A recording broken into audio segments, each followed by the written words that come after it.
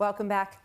Now, as we know, the International Criminal Court has brought its credibility into disrepute after it requested arrest warrants for Israeli Prime Minister Benjamin Netanyahu and his Defence Minister.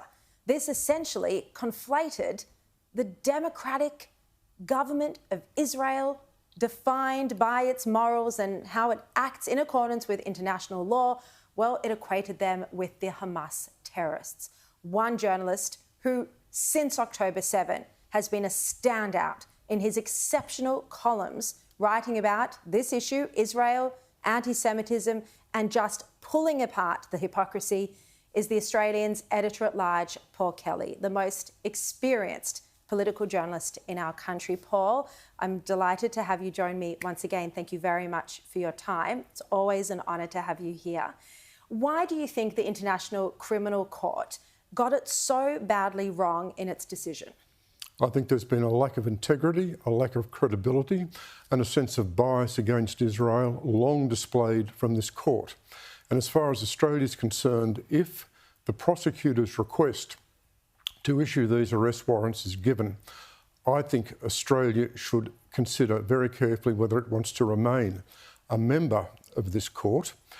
We know that the previous Foreign Minister, Alexander Downer, who was essentially responsible for us joining the court, has signalled that as far as he's concerned, he thinks we should withdraw if these arrest warrants are given. I think John Howard, if they are given, will make a very powerful statement. But the point about this court is, this court with this decision brings into doubt its own credibility. Australia, as a democratic sovereign nation, is under no commitment to adhere to this court if we feel it lacks proper standards. So I think there'll be a real test here if these warrants are in fact granted.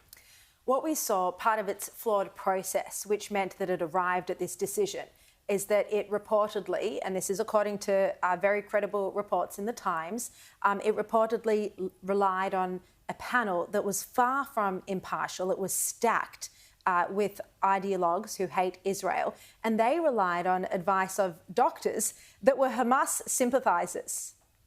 Look, I think there are three essential problems with this statement from the prosecutor. The first is, what it means is that leaders of democratic nations that are attacked, that seek to defend themselves in a war campaign and eliminate their aggressor, are likely to be charged with war crimes. Well, if this court had been around in 1944 and 1945, then I think Winston Churchill, Franklin Roosevelt and Harry Truman would have been up as war criminals. Secondly, by linking Hamas with the Israeli leaders, essentially you create a sense of equivalence there. This is very damaging to Israel. It's linked with a terrorist organisation, and it elevates Hamas almost to the status of a nation state. I think it indicates the flawed nature and the biased nature of the culture of the court. And finally, the provisions of the court are that in a last resort, it can only intervene in a particular country where the judicial system of that country is not working or is non-existent. That does not seem to apply in the case of Israel. So for those reasons, and given those arguments, I think we've got to look very, very suspiciously at the motives and the purpose of this prosecutor's decision. And what will be fundamental, of course, is what the panel on the court decides about the arrest warrants. Yeah, and not to mention they didn't even visit Israel. They didn't even go on the ground like they had said they were meant to. So they didn't follow their own processes for a thorough investigation. Paul, those were very strong remarks, very, very well said.